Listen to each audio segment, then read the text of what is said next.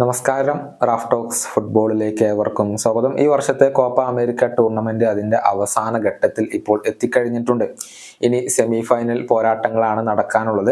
നാളെ പുലർച്ചെ നടക്കുന്ന ആദ്യ സെമി മത്സരത്തിൽ കാനഡയും അർജന്റീനയും തമ്മിലാണ് ഏറ്റുമുട്ടുക. പിന്നീട് നടക്കുന്ന രണ്ടാമത്തെ സെമി ഫൈനൽ പോരാട്ടത്തിൽ കരുത്തരായ ഉറുഗ്വേയും കൊളംബിയയും തമ്മിലാണ് ഏറ്റുമുട്ടുക.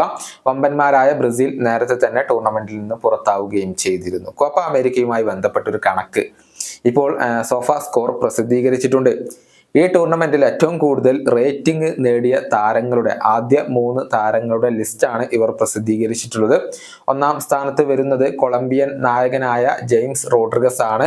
തകർപ്പൻ പ്രകടനമാണ് ഈ കോപ്പ അമേരിക്കയിൽ അദ്ദേഹം നടത്തിക്കൊണ്ടിരിക്കുന്നത്. ഈ കോപ്പയിലെ ഇതുവരെയുള്ള ഏറ്റവും മികച്ച താരം അത് ജെയിംസ് റോഡ്രിഗസ് ആണ് എന്നുള്ളത് നമുക്ക് പറയാൻ കഴിയും. 8.48 ആണ് അദ്ദേഹത്തിന്റെ ഒരു റേറ്റിംഗ് വരുന്നത്. 1 ഗോളും 5 അസിസ്റ്റുകളുമാണ് ഈ കോപ്പ അമേരിക്കയിൽ അദ്ദേഹം സ്വന്തമാക്കിയിട്ടുള്ളത്. കളിച്ച 4 മത്സരങ്ങളിലും മാൻ ഓഫ് ദി മാച്ച് പുരസ്കാരം സ്വന്തമാക്കിയിട്ടുള്ളത് റോഡ്രിഗസ് തന്നെയാണ്. രണ്ടാം സ്ഥാനത്ത് ഉറുഗ്വേൻ സൂപ്പർ താരമായ ഫെഡെ വാൽവർദെയാണ് വരുന്നത്. 7.73 ആണ് അദ്ദേഹത്തിന്റെ റേറ്റിംഗ്.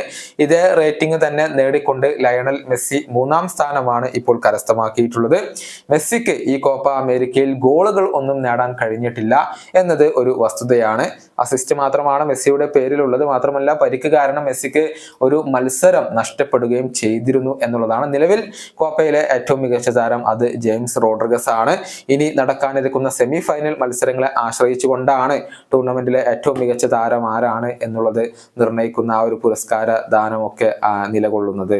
ഈ വീഡിയോയുടെ അവസാനിപ്പിക്കുന്നു. വീണ്ടും കാണാം.